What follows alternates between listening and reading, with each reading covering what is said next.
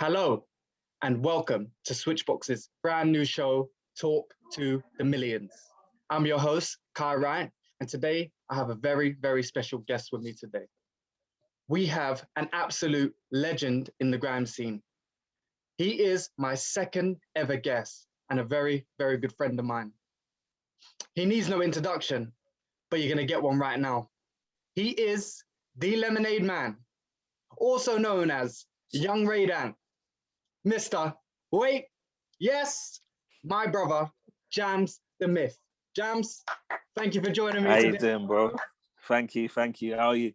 Anytime, bro. I'm good, man. I'm feeling great, bro. I'm so excited to have you on the show today, to be honest. Come on, you know we always love the energy from you. First things first, we're going to get into how I met you. We met through Run Them Crew. What impact did Run Them Crew have on you? Run Them Crew, do you know what? Like, as many people will tell you, with Charlie Dark, literally changed my life. I went from not being a very sociable person at all, being so socially awkward, to being thrown into situations that I probably wouldn't have been thrown into otherwise, and meeting a load of people that I would never otherwise come across. And I think that just changed my whole perspective on life, full stop. Like, I remember when my dad was convincing me to come to Run Them, and initially I was like, no, like, running for what? Why would I want to run for? Do you know what I mean? And then I think I went the first day and I met Charlie, and I met Chop on the first day as well. Mark Fleming, also another very important person in my life. And yeah, my perspective on everything changed, man. And I think through, you know what Charlie's like, when Charlie knows that you've got a talent, he will not leave you alone. So let me go in this room, it's a bit quieter. Yeah, he will literally not let you rest until you've shown the world this talent. So yeah, it changed my life. Every week I used to come to Run Them Crew, and he literally used to make me on the spot. This is before you came. We used to run out to Hoxton Square, and he used to be like, MC. So as you know, like, Run Them started off quite small, and then the numbers grew. Yeah. So one week it will be 20 people, the next week it will be 30, until eventually he was doing this in front of like 100 people in the middle of the street. So like, as somebody who wanted to be an MC, like, that was one of the most, what was the word I'd use? Inspiring, scary, but yeah, very inspiring to push me. But it put me into a place where I had no choice but to learn how to deal with things like stage fright and managing, having like an audience of people in front of me. So before I'd ever touched the stage, I knew how to manage those emotions and the nervousness that kind of comes with it. And that was all down to Charlie just saying, you're doing this and you're doing it now. It's almost it's almost like he was preparing you for like the future that he knew you could have, isn't it? Like, that's what he does, isn't it? I know you're not a runner first, I know you're an MC, but yeah, what has running brought to your life and sports in general, the impact of it? Well, obviously a level of fitness that I was never going to attain by just sitting at home and doing nothing. Do you get what I mean? I think the most important thing for me was the mindset that comes with it. Like, I think before running, I was very stubborn in terms of like sticking to my goals and stuff. But I think running just intensified that. I think running is a very good analogy for life, like running a marathon, right? So as you know, Kai, like, you run, say you're running a half marathon, 13 miles, right? Yeah. You get to about mile 7 and your body starts saying to you, no. It's not natural for you, like your mentality. Yeah, it's not natural. And the natural thing for you to do is for you to think, all right, well, my body's telling me no, I'm just going to stop. And what you have to do is you have to push through that barrier. You have to actually start fighting with yourself in your mind and saying, no, like, I can persevere through this. And then when you actually get to that finish line, you then realize that, oh, like, do you know what? I can actually do more than I thought I could do if I just persevere and I have patience. And I think it was taking that from running and applying it to every other aspect of my life. So through personal, like, things that I've had going on, just persevering and being able to say, do you know what, if you keep going, even when you feel like you can't keep going, you can get through the situation. Or even if you're trying to chase a dream or a goal and you feel like you're not getting anywhere, but you keep persevering, you keep pushing. And that's the thing that's changed my life for the better. That's what I've taken from running. It is incredible what running can bring to you. I mean, you spoke about how Charlie impacted you to be able to like stand in front of people and be able to be more confident and stuff. But I would love to know where your love of music came from and what made you like drop the song Hit Then Run. Like, what was the love of music for you, and like what inspired you to create that song and talk about that song, I guess? The love of music is always, I think I've always had it. I've always had it from birth. My dad's a musician. My dad's a bass player. So he's a session player. So he's played with loads of like bands. Like he's played in Incognito, which is like a very well-known band. And he took me on tour. He went on tour with Jules Holland once when I was like 13, and he took me with him. So I've always been around music and been around studios. But my real love for music came from, I'd have to say my mum. You know, so when I was younger, when my mum was in her early 20s, she used to go to a lot of garage raves. She would bring home the tape packs. I'll listen to the tape packs. And that's where I kind of like started to listen to like loads of UK music. Because in the early 90s, it was still primarily rap that I was being shown like on the TV. But she was bringing home this stuff that wasn't on the TV. It was more like stuff from pirate radio and raves that you wouldn't really see. And then when we moved in 2000, the only thing I had in my room was a radio set. So I flicked through the radio and my cousin used to listen to Jungle. So I found the station that was playing Jungle and I just left it on there because I thought, cool, it's playing this music all day. I can trust it. It's not, you don't want to lose it as well.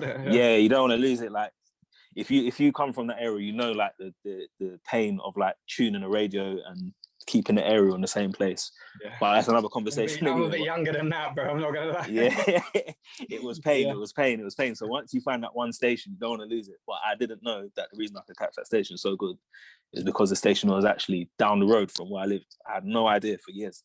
But this was like one of the biggest stations in Grime today. You know, it was Deja Vu. So I left it there. And then from there, I started to listen to people like Kano, Dizzy Rascal, Wiley, all the people who today are famous. I used to listen to them on radio, and that's how I kind of fell in love with Grime. The first person I heard that made me want to actually sit down and write was Kano. He made a song called Boys Love Girls.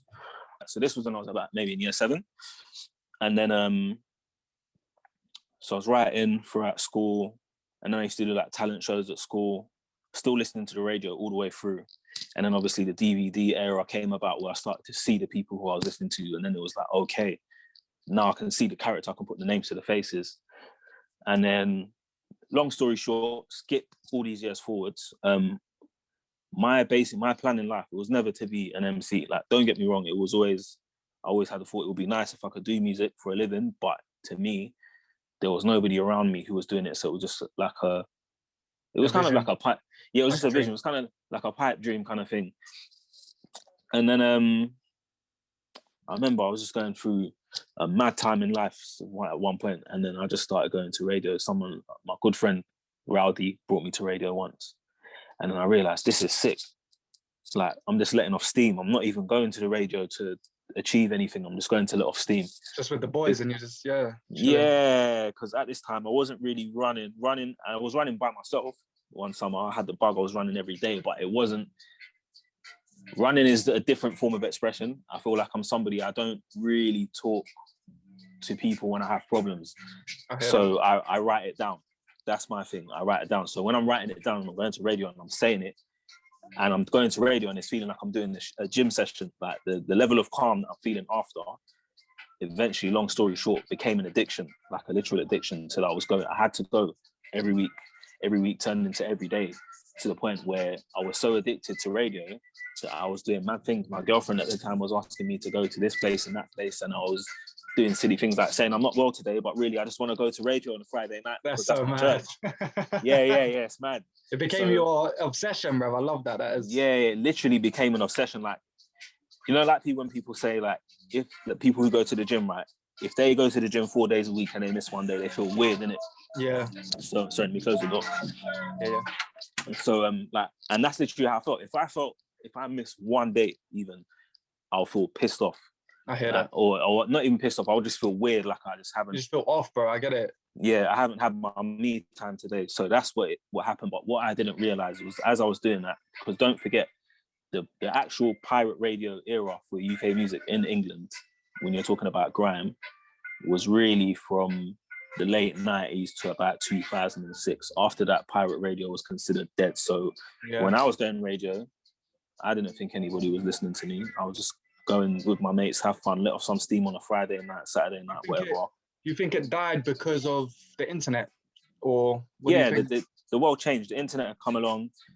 And obviously the music business changes every other month, every other day. Do you get what I mean? So I think people's focus wasn't on there, and the kind of stigma that came with grime in the early years, a lot of people didn't really want to mess with it like that. So the pirate radio just kind of died. It just kind of died in that sense for MCs anyway. So correct me if I'm wrong, but you ended up supporting the guy that was inspired you in that was crazy. Kano. So it turns out that you ended up being on the Made in the Manor tour as a supporting act. And how does that feel to come from listening to him on the radio, no face, no connection, to seeing his rise and now supporting him? Like as a young man, like watching him and the journey to being on stage with him, basically. Do you know what's crazy? It's one of those things like in life that you can never you can always wish for it to happen, but you can never predict it. Like something like that, you can predict, okay, by this point I knew I was going to be like having a good go at doing music full time. Do you know what I mean? Like I was still working when I was doing all of this, like, and it's one of those things you can't really make it up. And it was mad because even when I was on the tour, it wasn't really until I got to the end of it when I actually got home and I sat down and I thought about it, and I was like, wow, like you actually just went on tour with the guy that made you pick up a pen. Like, you know what that means? Even today, it still kind of feels a bit weird, but I definitely learned a lot from watching him, because I didn't actually get to speak to him that much on the tour because the process of setting up a show and traveling, like the whole experience was so eye-opening, just seeing how a tour is put together, the care and the time that goes into these kind of things. So I just try to be a sponge and soak up as much as everything as possible, not even just being around him, but learning what a tour manager does, learning who manages the tickets and the merch sales and how this works and how the whole thing goes together to make this thing work. So is that for, you did that for future reference and stuff for yourself? And yeah, because I wanted to do, obviously, you know, like when you do music, you want to get to this level. So you have to kind of know how these things work. Otherwise, what's the point? Like, I can't just expect everybody to learn these things for me. Do you get what I mean? And that's the kind of person I am, though. Like, I like to know the mechanisms of things. So it was just so sick. But to be on tour with him, I was like, it was very validating. Very, very validating. It's like, okay, you're doing something right here. You don't quite know what you're doing yet, but thus far you've done something correctly, so that you're on the right path. I get that. You ended up then having your own headline show in London, which was the Warrior One. How did that come about? Like, that's your album, right? Warrior One. That was an EP. It wasn't even an album. EP, yeah, and you dropped it, and then you ended up having your own headline show. Talk about the feeling about the hard work that went into it, and like actually being able to celebrate it as a headline show. Do you know what? That moment was like one of the scariest moments in my life. I don't think I've ever stressed out so much. I think when you do music, when you do your first headline show, it's like the scariest moment. You know what numbers you feel like you're gonna do because you can have all that these Spotify metrics and the numbers that you sold online, but there's still always this thing of, is anybody gonna turn up? Okay. So that was playing on my mind heavy. I remember doing the promo for it and just thinking, if I do this and nobody shows up, I don't know how I'm gonna feel. I get that. I remember on the day, I don't even think I properly slept the night before. I think on the day. Is that from nerves? Just sitting up? Yeah, like, and obviously I was memorizing tunes the day before as well. But on the day before I'd even got to the venue, and I got a phone call, and they were saying to me, yeah, they're doing 1 in, 1 out at Old Blue Last. And I've never seen that at Old Blue Last before. So that for me was also really good. That was like, okay. And then once I got in there, obviously the vibe was just electric. I think you came to the first one, didn't you? Yeah. Old Blue Last year. The vibe was just sick. Like, it was and amazing. That's what really, that's what drives me to do shows, like the energy you get back from the audience. And that just definitely inspired me to keep pushing, because like once you do that, it's like, okay, like the next show I want it to be twice as big and twice as more people coming, and I want twice as long on the stage now. Like I feel confident to go and make this bigger and better. And I think like at every stage that I get to, that's what keeps me going. Like, cool, how can I better what I've just done? I've been watching you since I met you. Obviously, you're a massive inspiration to me. I've seen all your sets on like BBC Radio Extra and Radar Radio and stuff. And obviously, you brought me along to some of your shows at like Fabric and so on. Explain the feeling of like, you know, you used to sit there in front of the radio when you was younger, you said, you know, and explain the feeling of being able to capture the room like you are, like you got your saying, you know, Mr. Wait, yes, you know, you get the crowd to say, you know, their thing, and then they say, they copy you and stuff. Explain the feeling of being that young kid that's at the radio, trying to tune it in, not miss it, not lose it. And now you're on stage and there's a kid in there that's looking at you like, rah, this guy's sick. Like, this guy is like the one. It still feels unreal, bro. I'll be honest with you. Like I would say I've been doing this like professionally for about 5 years now. And every time I get on the stage, it's almost like, I can't believe this is what I get to wake up in the morning and do. Like, I feel so blessed, honestly. I could have been doing anything else. I used to work in a trading company, like creating assets for their app. And I used to think like, I can't do this for the rest of my life. So the fact that I get to do this, I don't think I'll ever get over it. Or don't get me wrong, sometimes it's cool and that, but to get to a place where it's boring, it can never be that, because of the energy that you get from the crowd. I think that's the main thing for me. It's the buzz that you get from the large crowds. I remember the first time I done Outlook Festival in Croatia, I done a 5,000 capacity crowd, and just to see that many people responding to you, it can be an addictive thing. Like, you want more and more. It's an adrenaline rush. I don't think there's anything enough that's giving me more of an adrenaline rush than that. So mad. So you did your music stuff. You ended up doing the radio stuff, and now you've actually went into acting. Yeah. You met the Breeze from Run Them Crew as well, or? Yeah, from Run Them Crew. Again, something that manifested from being at Run Them around different people. Was she part of the Youngest program as well, or how did you end up meeting her and stuff? I met Debris before the Youngest program. So what Charlie done with us was probably like a very, very, very early pilot for the Youngest program. So I met Debris in 2012. Wow. And we done this really sick project. Again, like, Charlie knows amazing people. So he took a bunch of us and he introduced us to an artist called Chris Affili, who's an award-winning artist. And I think he's won the Turner Prize before. And we basically done a commission for Louis Vuitton. We all got to write a piece of poetry or a song, and he basically created artwork to respond to it. And they had a launch event in Louis Vuitton in Bond Street. So yeah, that was like an amazing time in life for me. Just like, even the opening event, going to like a Punch Drunk theatre production, which is like immersive theatre, seeing how that worked. That was sick. So I met Debris then, and from there we've always maintained a good relationship. And like, Debris is one of my really good friends, man. I've got so much time and love for her. And she went and she did the Poet in the Corner, the first launch, and I watched it in Camden. I don't know if you remember that one. So that was when I watched it first. That was his raw form, and it was incredible back then. But you ended up sticking with it, and then it became this whole thing in Chelsea. Like, think about that. You're acting on stage in Chelsea, and people are just watching you and that. And obviously, I'll be honest with you, bro. I didn't even know that I was gonna act in it. I didn't even know. Like, I think Debris always had it in her mind, but the original reason why I was even involved was to help her write the songs, because obviously I was doing music at the time. So I wrote one song with her in Nottingham. Okay. And then I just we kept in contact. And by the time it got to the theatre stage, I remember going to a reading with her one day, and she wanted me to read for the part of Viper, just so that that Vicky at the Royal Court could hear it. I sat down, I read it, and Vicky was literally like, "Yeah, you've read this beautifully. You might as well act in it." I thought she was joking, so I was kind of like, "Hi, yeah, it's cool, safe."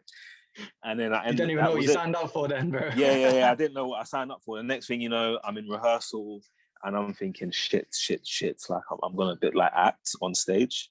Sorry, I don't know if I'm allowed to swear, but No, yeah, I it's think cool, bro. I'm gonna act on stage. Like it was all a bit crazy, and then I was No, like, but bro, you smashed it, bro. When I bring like as many people as I could to see that, man, and it was incredible to see it, to be honest. Like, yeah. No, I think thank you so much for that, man. Because that for me was like, so you again, we were talking about going to Run and Crew being a life changing thing. Like I think that theatre, again, like I feel like in your life you get like certain like milestones where things change a lot. That was a milestone that changed a lot for me because that opened me up to from being just a Grime MC and a musician, label owner or whatever, to then being able to take what I know from this world and to do it in the world of theatre. And that was just like, wow, like I didn't ever imagine in life that I'll be acting on stage. I went to drama school as a kid because just for something to do on a Saturday. So for me to be doing that is like, it's come full circle. It's incredible. Before we end, I'd like to talk about how you met Jack Dat and you both ended up creating the let me do that again, sorry, bro. Cool. I want to talk about how you ended up meeting Jack Dat and creating the Free the Rhythms and the goal of the whole Free the Rhythms, and talk about like, yeah, you made loads of beats for everybody, you put it out there. What's the goal out of that? And like the I Am Grime label, making the website, those sort of things, you know. So how I met Jack. So when I was being a radio whore, we found a station one day called Radar in 2014. So basically my friend Mike Ty, we used to travel far away, not far away, but it was a long journey, ridiculous journey to go to radio. One day my mate got tired, like he jumped, this is so funny, he jumped on Google and he Googled pirate radio station in London, and this Radar radio thing came up. So he's like, yeah, let's go check it out because I'm tired of getting on a train and going to like this dead end place in North London. Yeah, and not even, it was really in Hertfordshire really, and he just had enough of the traveling. So he went there one day. I think me and him were the first two MCs on Radar, and we started going there, and because it was local, we just started going there regularly. And then I remember at the time the owner of the station, as a joke, was like, yeah man, it would be funny if there was a show where the MCs DJs and the DJs MC, kind of like a role reversal kind of thing. And I was like, yeah, that would be a joke, that would be funny. And he was like, no, seriously. Like I was like, oh, okay. So then that, again, like unexpectedly kind of thing. So for a while, that's actually happy because I didn't know Jack at this point. So I was, oh my God, like I've got 2 hours every week. It was every week at one point. I need to be able to maintain my show and learn how to DJ. So I was doing it. And then I had another friend of mine called General Courts. He was helping me with the show, but obviously he couldn't come and do it every week. And then I remember anytime we used to do a set on radio, because there used to be loads of different shows. So we used to go to a show and there used to be this guy like in a shirt. Every time we're in a room MCing, he's just skanking, going mad. And I'm thinking, who's this guy? Like, he's cool and that, but he's just enjoying the music way too much.